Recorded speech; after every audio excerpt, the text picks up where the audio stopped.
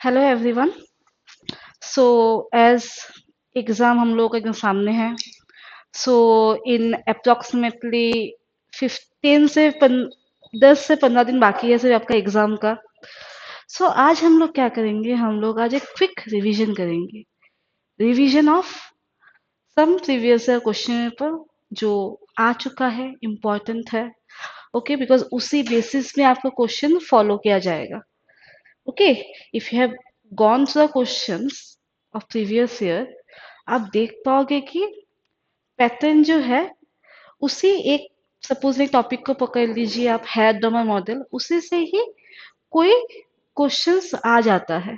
वो हम लोग ने ऑलरेडी क्लासेस में कर चुके हैं, right, with the topic along with the previous year paper. आज हम लोग और भी कुछ पढ़ेंगे। ओके, सो पहला क्वेश्चन से हम लोग आगे बढ़ते हैं। Just check this question out. The question is on the screen. Just check the question out. Okay, and the question says this: with reference, with reference to the view of a classical on depth, classical economist, classical view से on public depth. Public depth कब होता है? जब हम लोग country बाहर वालों से लोन लेते हैं। लोन लेने के बाद हम लोग ना डेप्थ में आ सकते हैं। तो classical point of view, okay, modern या फिर केंशियन के बारे में नहीं बोला गया, यहाँ पे क्लासिकल पॉइंट ऑफ व्यू के बारे में बोला गया है। Okay, which of the following are correct? कौन सा वाला करेक्ट है? Okay, so option number A, let's analyse one by one, one after one. Future financing gets more troublesome due to the public debt. Future financing के बारे में अगर बोला गया है, that means what it means कि future में जितना फाइनेंस होगा, ओके, अभी अगर हम लोग ने डेप्ट, अगर हम लोग ने लोन लिया है, गवर्नमेंट ने अगर लोन लिया है, तो क्या करेंगे हम लोग? उससे पैसा लेंगे। कैसे लेंगे? टैक्स हाई कर देंगे। तो हाँ, अगर अभी अगर हम लोग पब्लिक डेप्थ में है, अगर हम लोग अगर कोई कंट्री अगर डेप्थ में अगर होगा, तो क्या होगा यहाँ पे? थोड़ा फ्यूचर का जो फाइनेंसिंग वगैरह किया जाएगा, ओके, तो ये थोड़ा ट्रबलसम हो सकता है। बिकॉज पहली बात, हाई टैक्सेशन होगा। हाई टैक्स होने के बाद डेवलपमेंट थोड़ा कम होगा। जितना भी पैसा है वो जहां से लिया गया है वहां पे दिया जाएगा। ठीक है, so this is correct, A is correct. Next क्या है? Public debt leads reduction, reduction of the resources for productive private employment. Okay, so इसमें ना क्या होता है? पब्लिक तो रिडक्शन ऑफ अ रिसोर्सेस, हाँ, for the productive private employment, सही है। ये ना एक क्राउडिंग आउट इफेक्ट है। क्या इफेक्ट है? क्राउडिंग आउट इफेक्ट इसमें आपका आ जाएगा। ओके, इसमें आपका क्राउडिंग आउट इफेक्ट आ जाएगा। बिकॉज यहाँ पे ना आपका गवर्नमेंट बोरोइंग, गवर्नमेंट लोन ले रहे हैं, and this loans are actually right, ये इसमें लोन लेंगे, उसमें इंटरेस्ट रेट बढ़ेगा। सो जितना भी इन्वेस्टमेंट है, इन्वेस्टमेंट घट सकता है। Okay, when government is taking the loan, loan तो सिर्फ ऑब्वियसली बोरोइंग के साथ आपके इंटरेस्ट रेट, प्रिंसिपल अमाउंट के ऊपर तो आपके इंटरेस्ट रेट लग जाएगा, राइट। सो इसमें क्या होगा? इसीलिए क्या हो सकता है कि जो पब्लिक इन्वेस्टमेंट है ये अफेक्टेड होगा। तो एक के वजह से दूसरा इफेक्ट हो रहा है, तो इसको हम लोग क्राउडिंग आउट इफेक्ट बोल सकते हैं।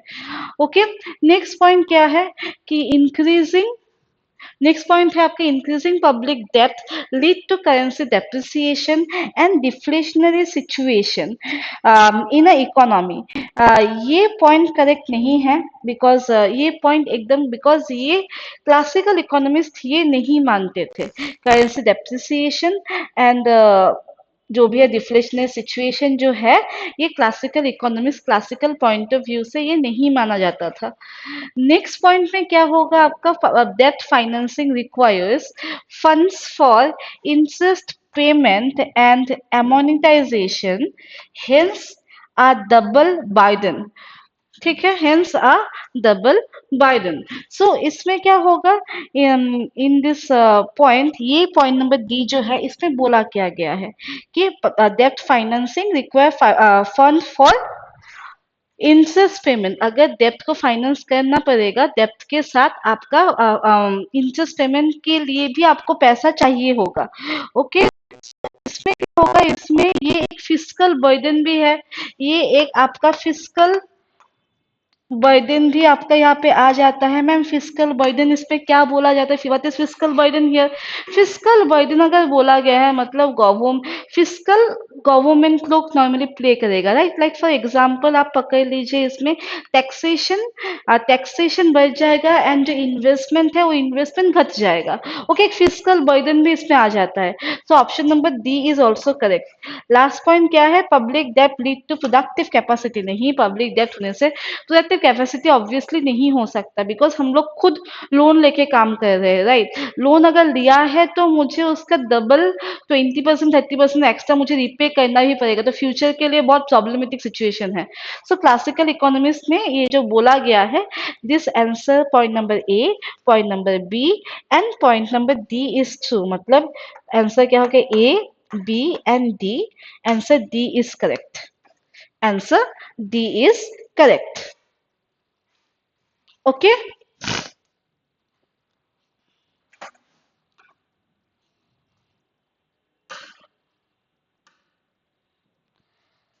Okay, next question. Let's go to our next question. This question is quite easy.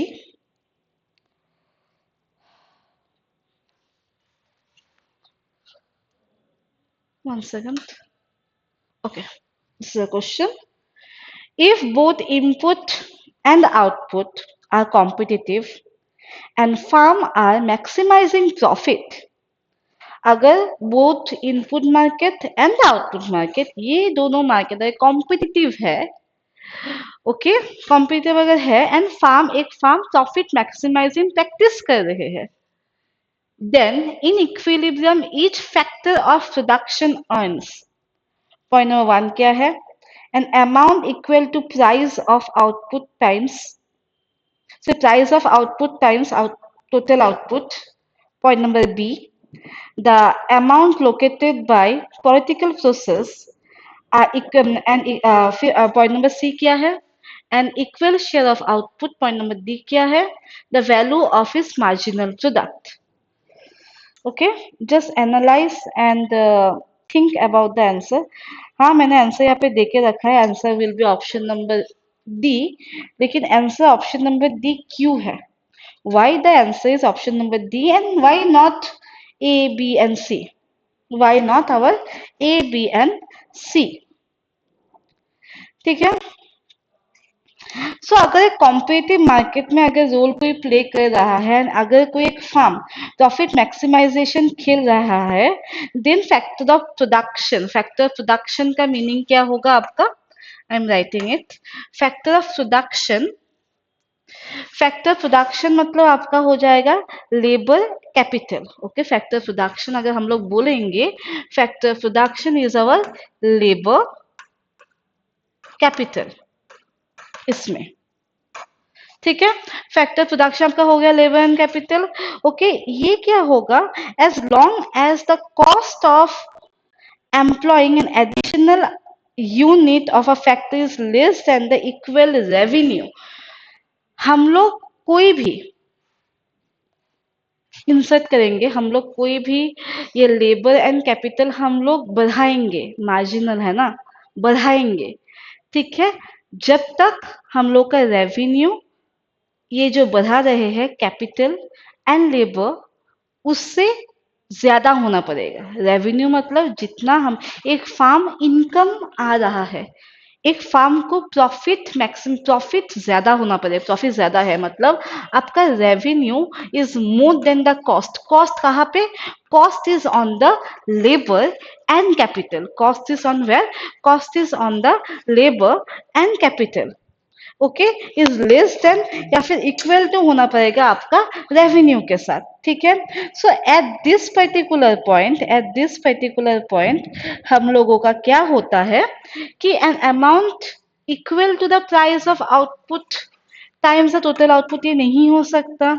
The amount allocated by the political process of course नहीं होगा। इक्वल शेयर ऑफ आउटपुट नहीं होगा। The value of the value of its marginal product, the answer will be the value of its marginal product, the value of its marginal product. मतलब equilibrium situation तभी आएगा जब payment of each factor of production will be equal to the value of marginal product. The payment of each factor of production, payment of each factor of production is going to be equal to the value of marginal product. Value of marginal product.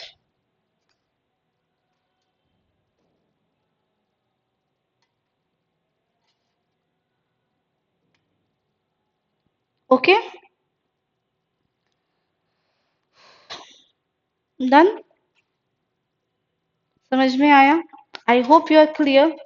क्यों हो रहा है and क्यों नहीं हो रहा है? Input and output market दोनों ही कॉम्पिटिटिव फार्म है। एक कॉम्पिटिटिव फार्म है मतलब यहाँ पे आपका परफेक्ट कंपटीशन नहीं चल रहा है। ओके, एंड दोनों ही प्रॉफिट मैक्सिमाइजिंग हो रहा है। हाँ, परफेक्ट कंपटीशन में प्रॉफिट मैक्सिमाइजिंग होता है। चलो हम लोग मान के चलते हैं, ठीक है। सो यहाँ पे क्या होगा कि the equilibrium each factor production earn क्या करेगा, कितना आएगा, इक्विलिब्रियम कब आएगा, जब आपका पेमेंट जितना भी आप पेमेंट कर रहे हो टू द लेबर, ओके, जितना भी आप लेबर को पेमेंट कर रहे हो will be equal to the value of the marginal product, बस, ठीक है। Okay, clear.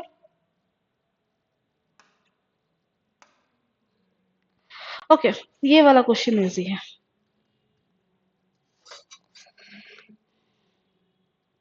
The general the general economic equilibrium is not related to which one of the problem. General economic equilibrium is not related to which one of the problem.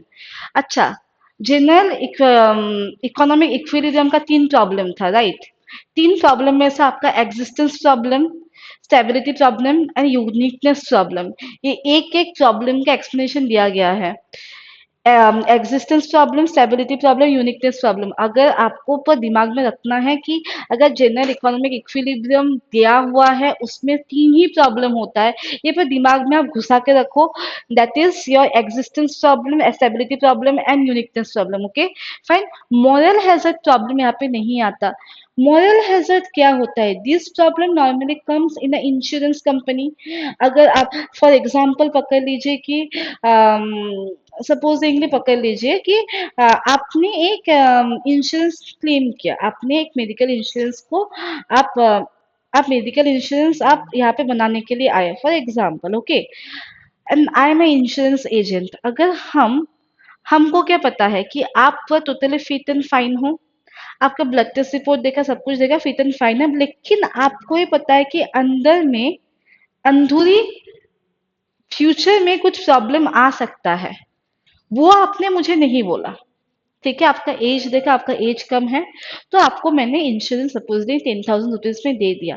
अगर कुछ problem अंदर में होता तो हम इंश्योरेंस क्लेम ज्यादा करके देते आपको। फॉर एग्जाम्पल आपका 20,000 आपसे मांगते कि नहीं आपका प्रॉब्लम है तो आपको 20,000 ईयरली या फिर 20,000 महीने में, या फिर 20,000 महीने में नहीं होगा ऑब्वियसली, कुछ भी इन 1 3 मंथ आपको ना पड़ेगा क्वार्टरली, ठीक है। कुछ ऐसे करके कुछ, लेकिन आपको पता है कि आपके अंदर प्रॉब्लम है, लेकिन वो इनसाइड अंदर वाला प्रॉब्लम होगा, ठीक है, कुछ तो अंदर में कुछ प्रॉब्लम होगा। अभी क्या हुआ, आप आए यहाँ पे, आके आपने ब्लड टेस्ट रिपोर्ट दिखाए, ठीक है, I am seeing everything is normal, आपको तो इतना जल्दी बीमारी नहीं लगेगा। सो मैंने क्या किया, आपको चलो 10,000 में आपको एक इंश्योरेंस बेच दिया फॉर एग्जाम्पल, ठीक है। तो यहाँ पे क्या हुआ, आपका जो अंदर वाला प्रॉब्लम है आपने तो मुझे नहीं बताया, और मैंने भी सोचा क्या कि नहीं, आपने जो भी बोला मेरे को ठीक बोला पूरा। और मुझे भी लगा कि आपसे आप शायद से जल्दी बीमार नहीं होगा, तो जो इंश्योरेंस का मनी आप दे रहे हो वो अभी नहीं, वो बहुत बाद आपको जरूरी होगा, वो बहुत बाद आप क्लेम करोगे। ठीक है। So this moral hazard problem. Morally आप कुछ ना बोल के कुछ प्रॉब्लम आप फेस कर रहे हो, लेकिन आपने वो हेल्थ इंश्योरेंस वाले को आपने नहीं बोला। ठीक है। या फिर और एक एग्जांपल होता है, ये ऐसे में नॉर्मली एक लेमन का एक होता है, प्रॉब्लम ऑफ लेमन का होता है। ये बोला जाता है कि ये प्रॉब्लम ऑफ लेमन 2001 में ये आया था। ओके। एंड इस प्रॉब्लम ऑफ लेमन में ना ये बोला जाता है कि supposingly there is a good car and a bad car in a particular place. जो good car and a bad car मतलब सेकेंड हैंड कार बेचा जा रहा है, वो एक कुछ गाड़ी अच्छा कंडीशन में है, कुछ गाड़ी बुरा कंडीशन में। मॉरल हैजर्ड में नहीं आता, ये एसिमेट्रिक उसमें आता है। ठीक है, एसिमेट्रिक इंफॉर्मेशन में आता है नॉर्मली। इसमें क्या होता है कि आपने एक अच्छा गाड़ी, आपने एक बुरा गाड़ी, आपने एक बेचने निकले हो।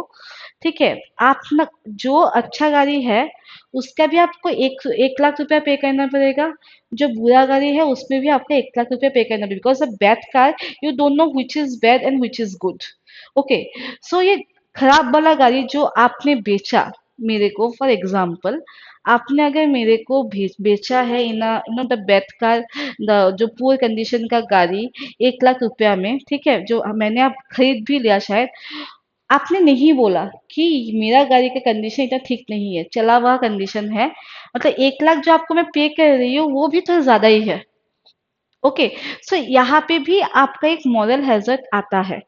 ओके। छोटा सा एक मॉरल हैजर्ड यहाँ पे भी आपका आ जाता है। नॉर्मली प्रॉब्लम तो एसिमेट्रिक इन्फॉर्मेशन का प्रॉब्लम है, लेकिन ये छोटा सा जो चीज समझा है ना, कि अच्छा गाड़ी एंड बुरा गाड़ी, अच्छा गाड़ी के लिए भी 1 लाख, बुरा गाड़ी के लिए भी 1 लाख। मुझे बाई चांस बैड कार के लिए सपोजिंगली मैं खरीदने निकल गई, मुझे पता नहीं है कौन सा अच्छा है कौन सा बुरा है, बीइंग अ कस्टमर। सो मैंने क्या किया, मैंने आपसे वो जो बैड कार्ड है वो वाला आपसे खरीद लिया। सो ये हो जाता है आपका, आपके तरफ से मॉरल हैजर्ड, फॉर एग्जाम्पल। ठीक है। तो ये मॉरल हैजर्ड प्रॉब्लम जो है, ये जनरल इकोनॉमिक प्रॉब्लम में नहीं होता है, जनरल इकोनॉमिक इक्विलिब्रियम में, सॉरी, नहीं होता है। सिर्फ आपका एग्जिस्टेंस प्रॉब्लम होगा, स्टेबिलिटी प्रॉब्लम होगा एंड यूनिकनेस प्रॉब्लम होगा। ये तीनों प्रॉब्लम डिटेल में आपको मिल जाएगा। ये क्वेश्चन 2011 का है, बहुत पुराना क्वेश्चन है, मैंने फिर भी दे दिया। ठीक है, बाय चांस एक कुछ बेसिक भी रिवीजन करना पड़ता है हम लोगों को। The opportunity assumes that the cost curve, opportunity assumes that the cost curve, point number A, labor is the only factor of production. Point number B, the price of the cost of commodity can be inferred from its labor content. Point number C, labor is homogeneous. Point number D, none of the above. Okay, labour is only cost of production, ये opportunity cost theory, ये एक international theory है। ठीक है, ये opportunity cost theory एक international theory है। हम लोगों को पता है माइक्रो इकोनॉमिक्स में क्लास 11 में पढ़ा है। तो अपॉर्चुनिटी कॉस्ट मतलब क्या है, choosing the next best alternative, choosing the next best alternative. Next best alternative मतलब क्या है, जो मैंने छोड़ के रखा है वो होता है आपका अपॉर्चुनिटी कॉस्ट, अपॉर्चुनिटी कॉस्ट। ठीक है। ओके। सो अभी कोई भी एक कंट्री अगर पकड़ लीजिए कि कॉम्पिटिटिव एडवांटेज में चल रहा है, कॉम्पिटिटिव एडवांटेज में मतलब कि उसके पास दोनों ही good A and good X and good Y. Country A के पास for example cloth and wine दोनों प्रोडक्शन करने के लिए उसके पास कॉम्पिटिटिव कॉस्ट एडवांटेज है। कॉम्पिटिटिव एडवांटेज मतलब क्या है कि मैं दोनों चीज ही कम दाम में प्रोडक्शन कर सकती हूँ। दोनों ही चीज, वाइन एंड क्लॉथ, कंट्री ए वो दोनों ही चीज एक साथ में लो कॉस्ट में वो कर सकता है, लो कॉस्ट में वो नॉर्मली प्रोडक्शन कर लेगा। ठीक है, ये कॉम्पिटिटिव, लेकिन इसमें लेबर भी आता है, कैपिटल भी आता है, दोनों आता है। ठीक है। तो यहाँ पे ये एक एज्यूम क्या है कि एक कंट्री है, there is a country has a competitive advantage in producing the commodity with a lower cost, and but यहाँ पे unlike Ricardian theory of comparative advantage, the opportunity cost theory does not rely on the labor theory only. opportunity cost theory जो होगा उसे labour के ऊपर depend नहीं होता, मतलब लेबर के साथ और कुछ भी होगा, ठीक है, लेबर के साथ और कुछ। कॉम्पिटिटिव कॉस्ट थ्योरी में ओनली लेबर था कि हम लोग ओनली लेबर से ही वाइन एंड क्लॉथ दोनों ही बना लेंगे। कंट्री ए के पास लेबर इतना किफायती है कि वो लेबर से ही क्लॉथ एंड वाइन दोनों ही उसका बना लेंगे कम दाम में, ठीक है। ओके, सो बट लेकिन अपॉर्चुनिटी कॉस्ट में ये सिर्फ लेबर को नहीं पकड़ते, लेबर के साथ दूसरा फैक्टर से प्रोडक्शन भी आपके पास आ जाएगा, ठीक है। सो पॉइंट नंबर ए रॉन्ग है, यहाँ पे लेबर एंड कैपिटल होता है। नेक्स्ट पॉइंट में क्या है, द प्राइस और the cost of commodity can be inferred from its labor content. price of Price or cost of a commodity can be inferred from its labor content. This is a direct implication of the labor theory of a value. तो ये वाला जो है labour theory सिर्फ labour का ही बोला गया है, तो अपॉर्चुनिटी कॉस्ट सिर्फ लेबर को नहीं पकड़ता है। मैंने फिर से बोला लेबर इज होमोजेनियस नहीं, लेबर होमोजेनियस होता है लेकिन ये रिकार्डियन थ्योरी का होता है, ठीक है। कॉम्पिटिटिव थ्योरी में, कॉम्पिटिटिव कॉस्ट थ्योरी में ऐसा कोई एग्जाम्पशन नहीं है कि लेबर होमोजेनियस है, ये है लेकिन this is on Ricardian theory जो कॉम्पिटिटिव कॉस्ट थ्योरी है। इसीलिए मैंने कॉम्पिटिटिव कॉस्ट थ्योरी के साथ ये अपॉर्चुनिटी कॉस्ट वाला मैं बोल रही हूँ, ठीक है। So answer will be option number D, none of the above. तीनों में से कोई भी ऑप्शन करेक्ट नहीं है। यहाँ पे पूरा एक्सप्लेनेशन लिखा गया है। हेजिंग रेफर्स टू, हेजिंग का मीनिंग क्या है? एक रिस्क मैनेजमेंट थ्योरी होता है ये, right. Just think what will B correct answer, hedging मतलब क्या है?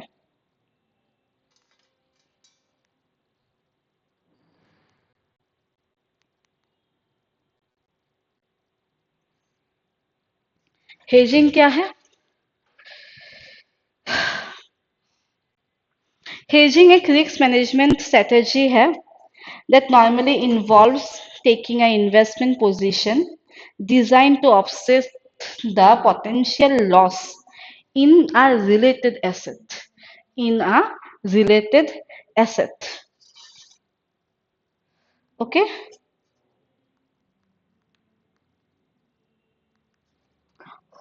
So what will be the answer? Hedging एक रिस्क मैनेजमेंट थ्योरी है जहां पे नॉर्मली क्या करता है, जहां पे नॉर्मली आपका अगर इजी लैंग्वेज में मैं बोलूंगी तो ये आपका हो जाएगा कि कोई भी एक इन्वेस्टमेंट पोजीशन कुछ भी ऐसा ले सकता है जहां पे कोई पोटेंशियल लॉस हो सकता है इन सम रिलेटेड एसेट। नॉर्मली ये फॉरेन एक्सचेंज थ्योरी में लगता है, एंड फॉरेन एक्सचेंज में अगर कुछ रिस्क आता है उसको नॉर्मली कवर अप करता है। So this is a hedging. Okay, speculation नहीं है, आर्बिट्रेज नहीं है।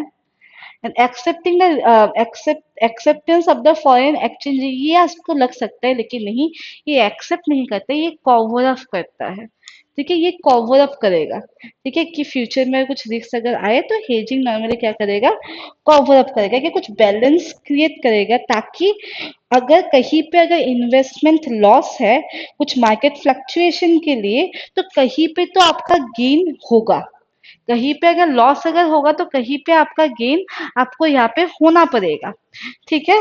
कुछ कमोडिटी प्राइस के चेंज की वजह से, कोई इंटरेस्ट के चेंज की वजह से कोई भी ऐसा लॉस होता है तो कहीं ना कहीं पे आपका गेन होके आपका जो फाइनेंशियल आउटकम है वो एक्चुअली वो आराम से बैलेंस हो जाएगा, ठीक है। तो ये कवर करता है फॉरेन एक्सचेंज रिस्क को। यहाँ पे लिखा गया है even it involve taking offset और opposing position in a related financial instrument such as a forward contract or a option, ठीक है। Okay, next, and increase the marginal propensity to import क्या होगा? अगर मार्जिनल प्रोपेंसिटी टू इम्पोर्ट अगर है तो इसका इफेक्ट क्या होगा? अगर marginal propensity to import rise होता है तो मतलब इम्पोर्ट भी यहाँ पे राइज हुआ है, इंक्रीज हुआ है, and increase in import is going to reduce the equilibrium level. ठीक है, so marginal propensity to import actually क्या करता है? Decrease the multiplier effect. हाँ, marginal propensity to import MPI क्या करते हैं? एमपीआई आपका मल्टीप्लायर क्या करता है? मल्टीप्लायर लेवल को वो decrease the value of multiplier जो होगा वो डिक्रीज करेगा। क्यों? बिकॉज नॉर्मली ज्यादा से ज्यादा इनकम जो है वो बाहर निकलते जा रहा है। ठीक है, आप अगर इंपोर्ट कर रहे हो मतलब क्या है? If you are buying purchasing goods, purchasing things from the other country, तो at this particular point of time में क्या होगा? आप ऑब्वियसली आपका जो जितना भी आप पैसा है आप बाहर वाले को दे रहे हो। अगर बाहर वाले को दे रहे हैं मतलब इनकम किसका? हम लोग का, डोमेस्टिक करेंसी का, कंट्री का नहीं, बाहर फॉरेन कंट्री का आपका इनकम हो रहा है। तो डोमेस्टिक, तो अगर मार्जिनल प्रोपेंसिटी तो इम्पोर्ट अगर बढ़ रहा है तो क्या होगा? तो इसमें क्या होगा? इसमें आपका मल्टीप्लाई इफेक्ट घटेगा, मतलब आपका इनकम क्या होगा? इनकम यहाँ पे आपका डिक्रीज हो रहा है। ओके, इंक्रीज डिक्रीज आपका हो रहा है। सो ऑप्शन सी जो है यहाँ पे, increase in value of multiply, wrong है। Has the same effect on multiply, ये भी आपका रॉन्ग है।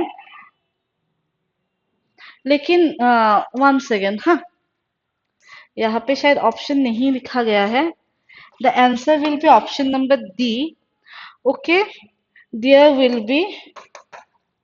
Will decrease in the value of the multiplier.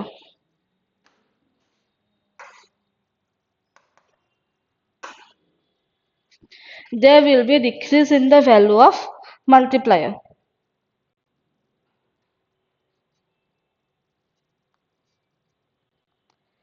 हमें डिक्रीज होता है। ठीक है, सो अगर इक्विलिब्रियम पॉइंट अगर चाहिए होगा, इसका एक फॉर्मूला भी है।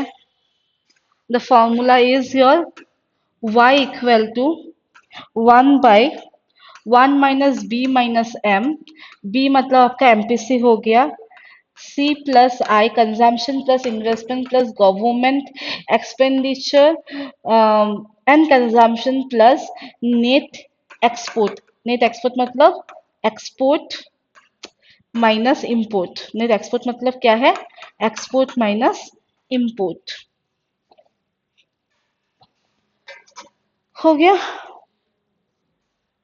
तो ये क्या होगा? अगर इंक्रीज हुआ है तो आपका मल्टीप्लायर क्या होगा? multiply is going to decrease। मतलब they are having a inverse relationship। एक inverse relationship आपका यहाँ पे हो रहा है। अगर हम लोग मतलब इनकम जो है, दिस इज अगर एग्रीगेट सप्लाई है, ये अगर एग्रीगेट डिमांड है, अगर इंपोर्ट अगर क्या, तो इनकम नॉर्मली क्या होगा? इनकम फॉल हो जाएगा, वाई से y1 हो जाएगा। ओके, ठीक है, मतलब ये नेगेटिव में आपका इनकम जाएगा, आपका इनकम फॉल होगा। क्यों? डोमेस्टिक करेंसी का इनकम क्यों फॉल होगा? बिकॉज हम लोग बाहर से इंपोर्ट कर रहे हैं, तो हम लोग बाहर ही पैसा हम लोग का डाल रहे हैं। ठीक है,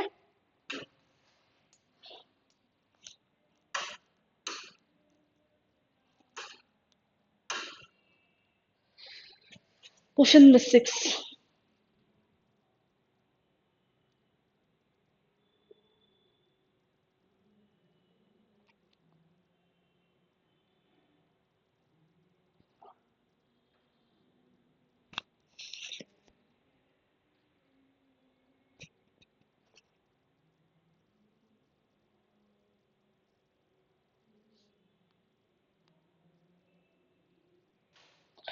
okay, was a question, the relevance of money for real variable in classical system is called, the relevance of money for real variable in classical system is called। Options, physical neutrality classical बोला गया, Monetary neutrality, exchange rate neutrality and technological neutrality. Technology को हटा दो, classical sorry classical बोला है आपको, real variable in classical system. Technological neutrality नहीं हो सकता क्लासिकल सिस्टम में, ओके वो पकड़ते नहीं है एक्चुअली टेक्नोलॉजी को। एक्सचेंज न्यूट्रलिटी भी नहीं होगा, ठीक है। So what will be the answer, इसका आंसर आपका क्या हो सकता है? मैंने दो आपको ओमिट करके दिया है, तो ऑप्शन इज आपके पास दो बचा है, physical and monetary. Monetary neutrality क्या होता है? ये एक्चुअली ये डील करता है आपका मनी सप्लाई के साथ, विच इफेक्ट द नॉमिनल वेरिएबल, ठीक है। ओके तो what will be the answer, physical neutrality या फिर आपका classical neutrality? Just think about the answer, दोनों में से कौन सा आंसर आपका होगा? This question came in 2021। Think, exam is near, you need to even answer, you need to think and answer.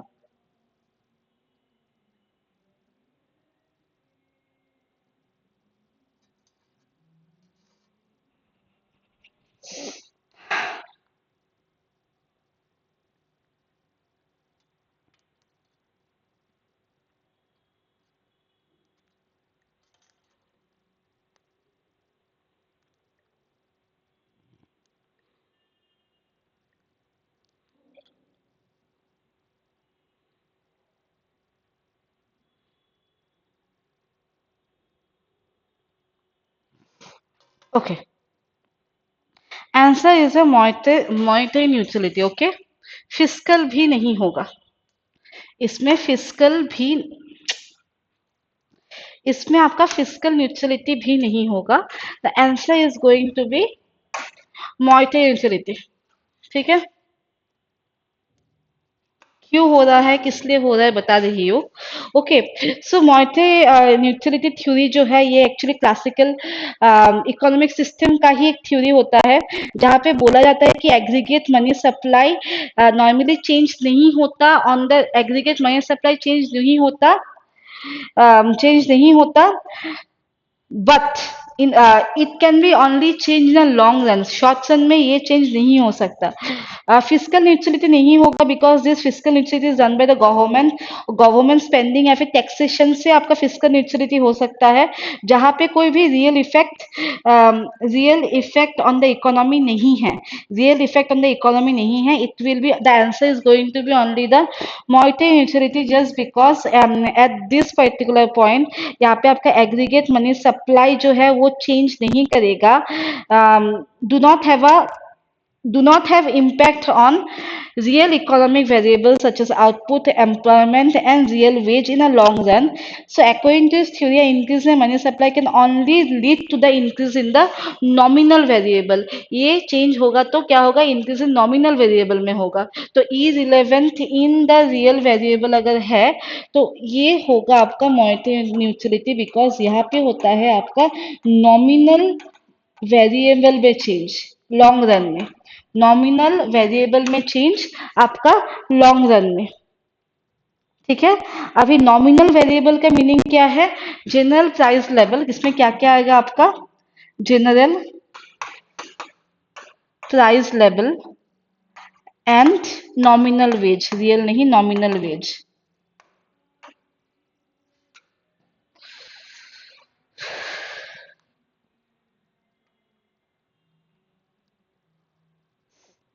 Done.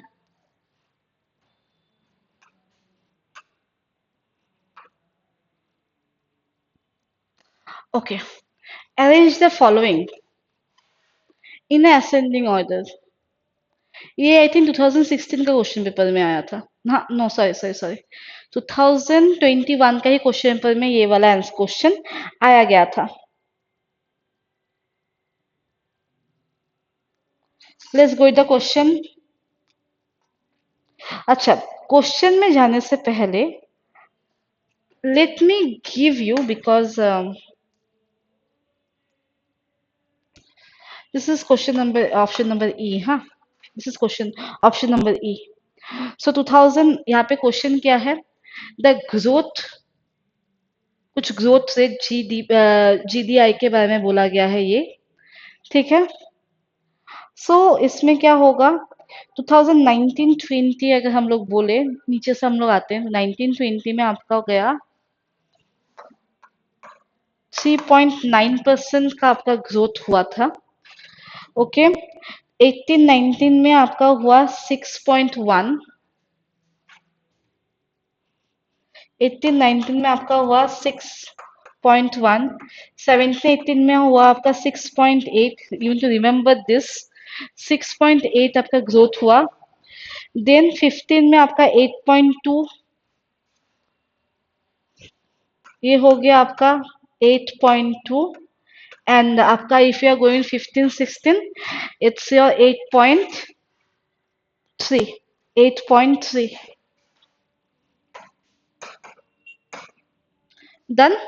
सो आपको असेंडिंग में आपको लेना है, असेंडिंग ऑर्डर में आपको लेना है।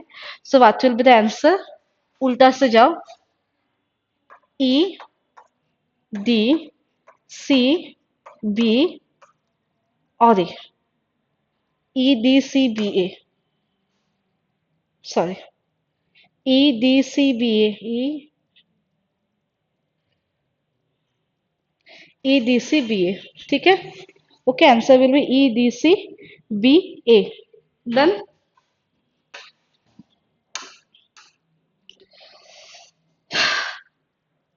Okay. The growth rate of gross national income at constant real income के हिसाब से आएगा ये, for India during the specific year was approximately, कौन सा वाला करेक्ट है? This is a question.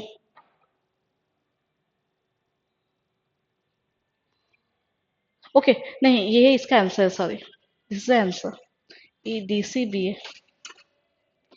Okay, the strategy, अच्छा क्वेश्चन, गेम थ्योरी का क्वेश्चन होगा। A strategy of choosing a policy which is the best possible outcome, best possible outcome बोला है, game theory बोला है, maximin, minimax, maximax, mini. Okay, so यहाँ पे क्या होगा आपका आंसर, अगर आपका गेम थ्योरी बेस्ट पॉसिबल अगर बेस्ट बोला गया है, so it's not dominant sir, it's maximax strategy, option number B is the correct answer. Okay, maximax, maximax मतलब मैक्सी मैक्स, ठीक है, मैक्सीमैक्स।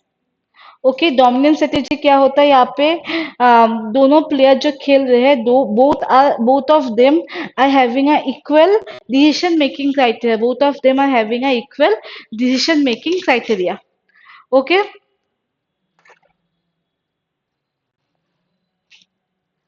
है, इसको हम लोग को सॉल्व करना पड़ेगा, let's solve it fast.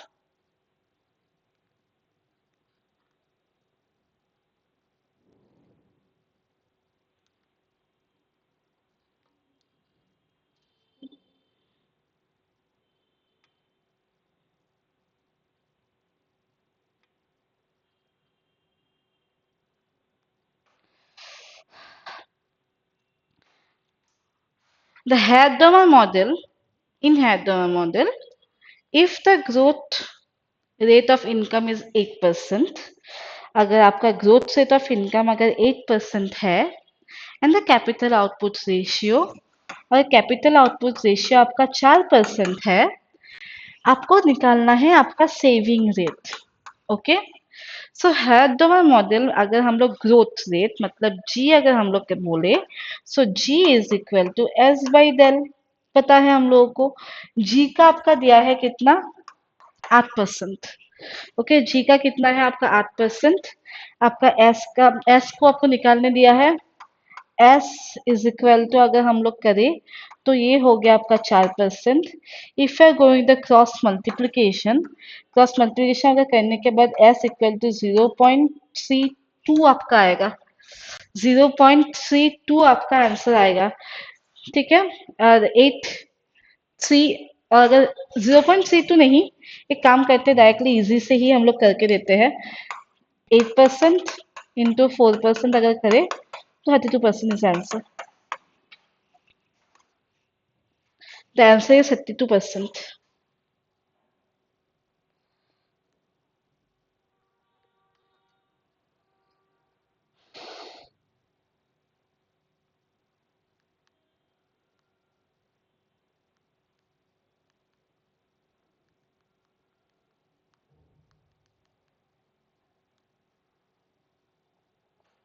Done, everyone?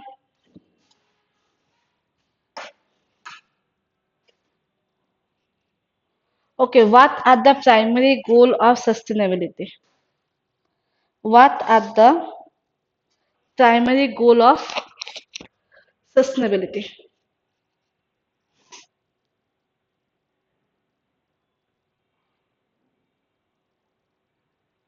What are the primary goal of sustainability?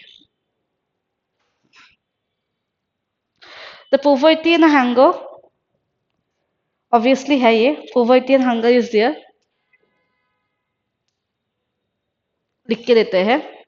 poverty and hunger आपका इसमें आ जाएगा आपका सस्टेनेबल डेवलपमेंट गोल 1 and 2। ठीक है। बेटर एजुकेशन स्टैंडर्ड अगर हम लोग बोलेंगे तो better education standard and health care भी है। Standard education and health care आपका हो जाएगा आपका SHD 3 and 4। ठीक है। जेंडर इक्वलिटी दिया गया है। जेंडर इक्वलिटी आपका आ जाएगा 5 में। ओके। इंटर जनरेशनल इक्विटी बोला गया है। ओके। मतलब फेयरनेस अमंग ऑल, ये भी आ जाएगा आपका। सस्टेनेबल इकोनॉमिक ग्रोथ बोला गया है। Sustainable economic growth is in your SDG, sorry, SDG 8, SDG 8, SDG 8। So I think everything is correct. Okay, everything is correct. Option 1, 2, 3, 4, and 5, all the options are correct. Okay, ma'am, if you're saying me SDG 8 में आप SG sorry sustainable development goal में आपका inter generational equity नहीं है। Normally यहाँ पे बोला जाता है कि this will B ensuring the fairness between the current generation and the future generation. Okay. जो भी आज अलाइव है, current generation and future generation के बीच में एक बॉन्डिंग, सस्टेनेबिलिटी का मीनिंग ही तो है कि आपको नॉर्मली ऐसा करके कोई भी रिसोर्स को आपको यूज करना पड़ेगा कि आपका current generation and the future generation both are getting it. Okay, so option number D is correct. ये डेफिनेशन के हिसाब से ही आ जाता है एग्जिट।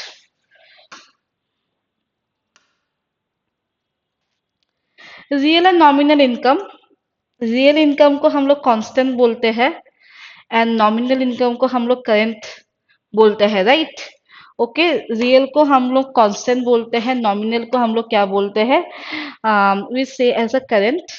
सो answer option number B.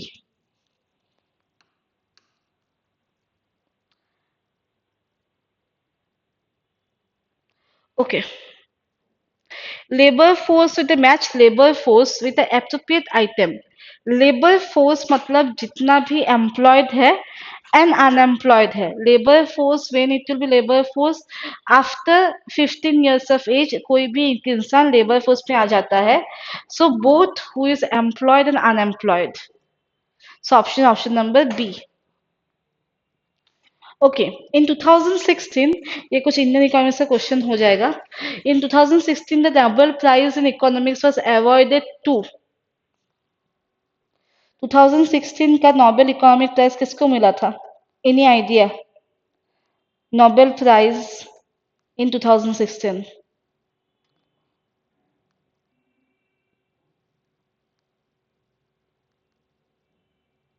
Any idea?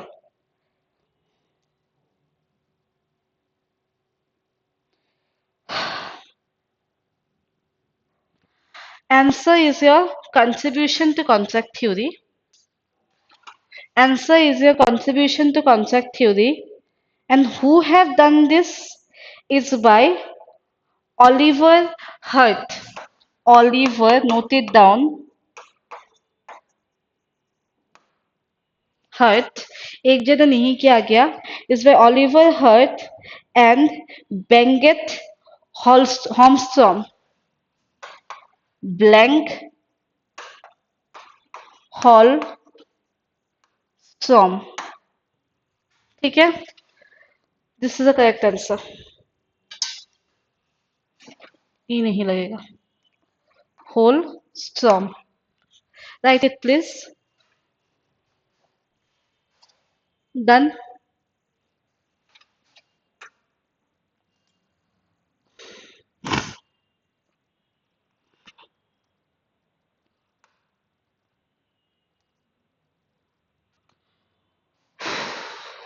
तो 17 का क्वेश्चन है ये।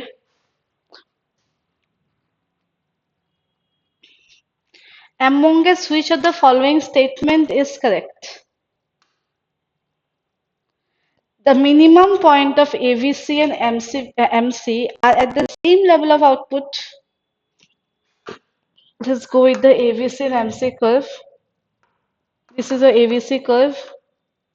This is your MC curve. Minimum point of AVC is lesser output at lesser output than the minimum of MC. Minimum of AVC is at larger output than the minimum of MC. Any of the above is possible depending upon the operation of the laws of return. What you like I can see. This is एकदम मतलब बच्चों का question है ये बहुत ही easy question है।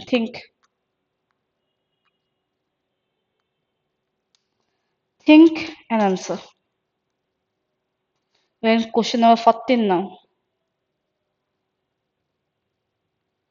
ये diagram भी मैंने आपको बना के दिया है।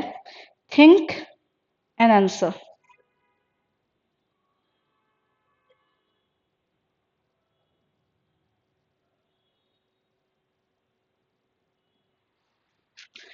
देखिए हाँ, this is a minimum of AVC and this is a minimum of MC. ये वाला पॉइंट। तो MC का जो आउटपुट है वो नीचे है। This is output of MC। अगर हम लोग बोलेंगे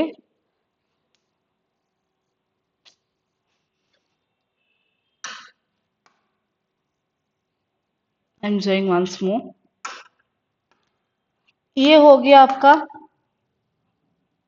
AVC, ये हो गया आपका MC।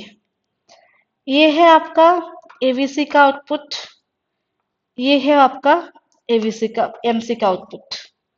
ठीक है, ये कुछ कॉस्ट है, यहाँ पे कुछ कॉस्ट है। Done.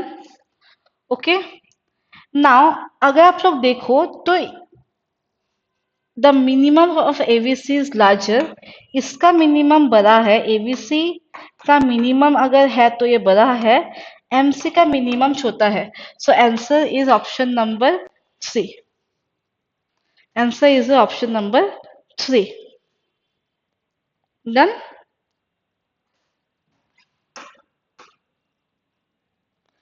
Next question again from 2017।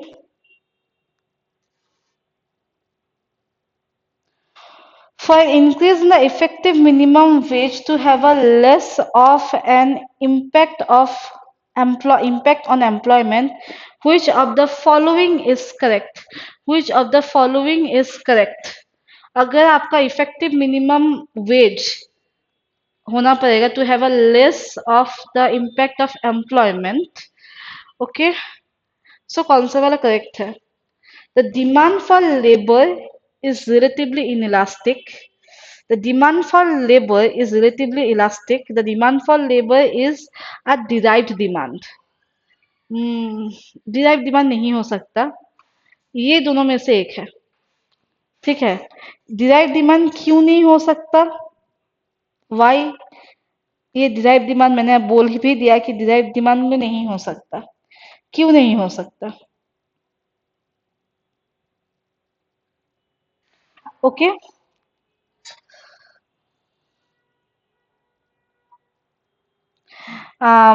demand for labor is derived demand only when derive demand का मीनिंग क्या है वो पहले समझ लीजिए। डिराइव डिमांड का मीनिंग है it depends on the demand of the final product.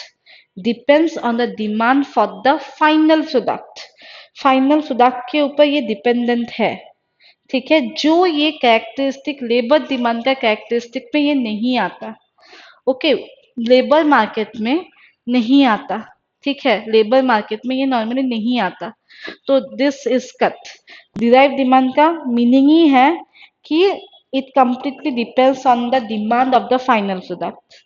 ठीक है, सो इलास्टिक, अगर हम लोग इलास्टिक बोले मतलब employer could be varying responding to the wage rate. ठीक है, एम्प्लॉय वेरी हो जाएगा, जब तक आएगा जब तक जाएगा, इलास्टिक है ना, वेज रेट के हिसाब से एम्प्लॉय वेरी होगा।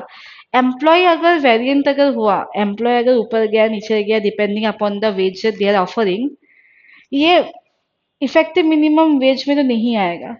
तो इनइलास्टिक अगर होगा कोई भी एक वेज या फिर डिमांड फॉर लेबर अगर इनलास्टिक अगर है कि ये चेंज इतना इजीली नहीं होगा डिमांड, ओनली देन आपका इफेक्टिव मिनिमम वेज दिया जा सकता है। अगर बढ़ा दिया वेज तो obviously labour demand for labour अगर ज्यादा है, ओनली देन आपका वेज रेट बढ़ाएगा। तो इसमें तो आपका इलास्टिक हो गया, तो इसमें मिनिमम इफेक्टिव कहा, वेज कहाँ से आ गया, नहीं हो पाएगा। So demand for wage labour अगर है, अगर इन इलास्टिक है, only then it is possible. ठीक है, कुछ एक मिनिमम वेज रेट सेटअप कर सकेगा ये लोग। So option is option number A only, मतलब option number one only.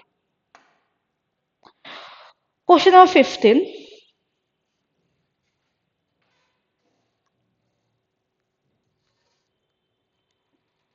if economic agent perfectly anticipate policy changes and all the price including wages are completely flexible, which of the following will be true in the long run? Which of the following will be true in the long run?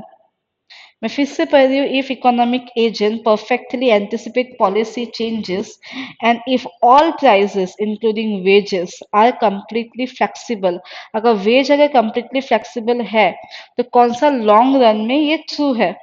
there is no trade in the inflation and employment, long run बोला गया है। ठीक है, the unemployment rate is going to be less than the natural rate of employment, price level is constant, the change in the money supply will not lead to the change in the price level। Long run बोला गया है तो देखिए, हाँ, change in money supply यहाँ पे बोला है कि will not lead to change in the price level, ये तो कम्प्लीटली रॉन्ग है। वो change in money supply long run में आपका प्राइस लेवल को इफेक्ट इजीली करेगा, इजीली करेगा। हाँ, रियल आउटपुट एंड एम्प्लॉयमेंट जो है वो अनचेंज रह सकता है, लेकिन जो प्राइस लेवल जो मनी सप्लाई अगर चेंज हुआ तो प्राइस लेवल में इफेक्ट होगा ही होगा, एम्प्लॉयमेंट में इफेक्ट नहीं हो सकता। प्राइस लेवल इज कांस्टेंट नहीं, प्राइस लेवल तो ऑफ कोर्स मैंने बोल ही दिया है कि अगर इकोनॉमी अगर economy while the economy is returning to the natural rate of unemployment, the price level of course change होगा। Okay, natural rate of unemployment अगर रिटर्न कर गया तो प्राइस लेवल चेंज होगा ही होगा। The unemployment rate will be less than the natural rate of employment नहीं हो सकता। नॉर्मली इन लॉन्ग रन ना ये फ्लेक्सिबल प्राइस के लिए नॉर्मली क्या होता है, नेचुरल रेट ऑफ अनएम्प्लॉयमेंट कभी भी नीचे नहीं होगा। नेचुरल रेट ऑफ अनएम्प्लॉयमेंट जो वो नीचे नहीं होगा। ठीक है, ये this is the answer, there is no trade off between the inflation and unemployment, there is no trade off related to inflation and unemployment. Which of the following is associated with the Adam Smith? Adam Smith एक classical economics था। Adam Smith के दिमाग में आने से लेजिस्फेयर आ जाता है, invisible hand आ जाता है। लेजिस्फेयर मतलब कोई भी गवर्नमेंट इंटरवेंशन नहीं हो सकता। Economy is going to lead in a free way. Invisible hand कुछ भी एक मैजिक कुछ होके इकोनॉमी इक्विलिब्रियम में आ जाएगा। Free trade policy, of course कोई भी ट्रेडिंग का पैसा नहीं लिया जाता। Competitive market, normally perfect competition में ये आइटम्स में दर्शाता है। Option number 4 A B C and D everything is correct. Which of the following is correct? चलिए, I think this will be the last, या फिर दो क्वेश्चन आई थिंक बचा हुआ है।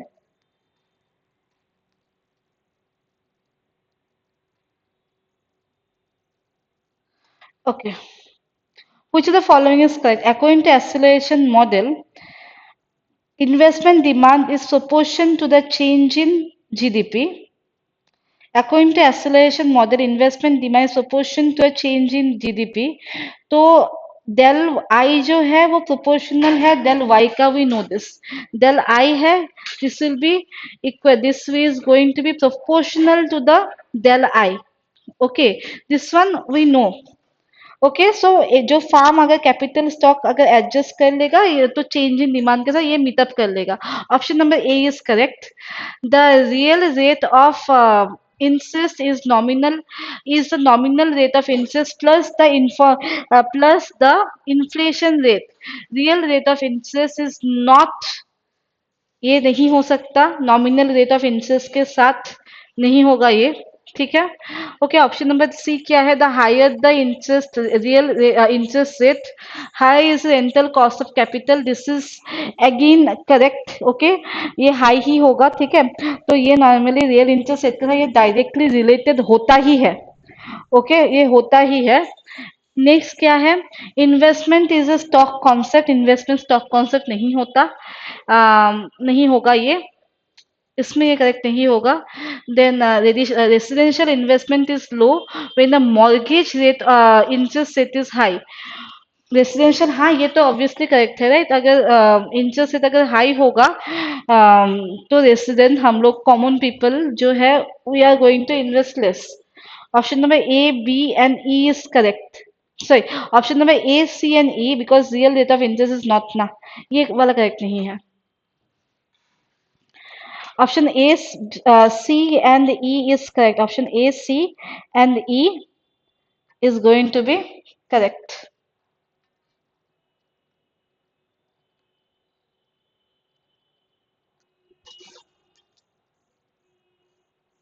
Okay, done.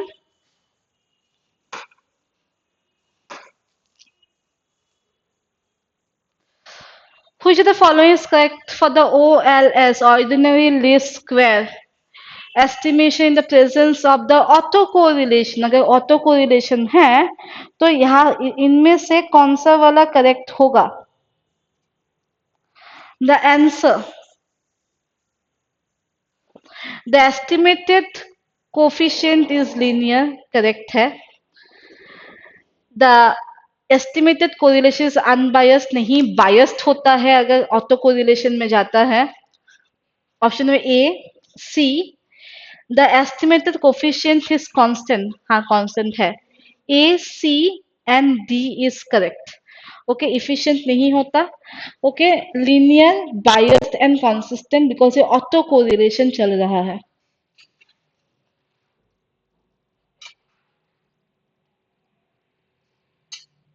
Okay, fine.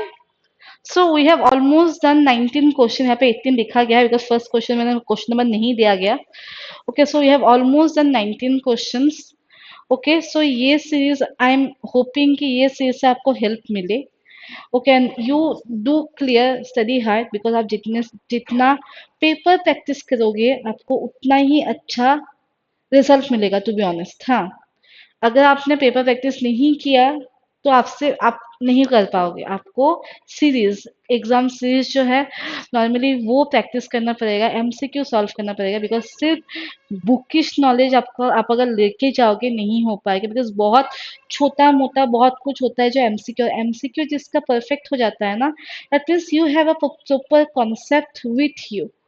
Okay, then only आपका MCQ correct होगा, ठीक है। 200 मार्क का ये एग्जाम मतलब पेपर 2 होगा। ओके, आई एम होपिंग कि आप लोग एटलीस्ट जीआरएफ अगर करना है तो एटलीस्ट 175 आपको, 176 तो आपको आना पड़ेगा, ठीक है। देन पेपर 1 के मिलकर आपका जीआरएफ कुछ आ सकता है।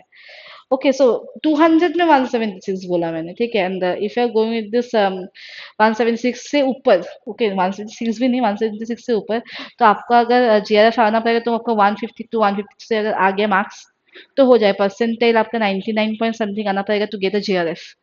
Okay, so I am hoping कि you just clear it out. Okay fine. And आपको मेन चीज है, आपको एग्जाम के पहले, रटने से पहले रटो मत, इकोनॉमिक्स रट के कुछ नहीं हो सकता, ये एकदम मेंटल नॉलेज के हिसाब से आपका होगा, रटो मत, कुछ याद रखना, रटना नहीं है, रटना मना है यहाँ पे, ठीक है। So you go with the paper, you go with the series, okay, you आप पेपर सॉल्व करो mainly, and you go with the exam, आपको सक्सेस ऐसे ही मिलेगा। ठीक, ठीक है। Thank you for the class.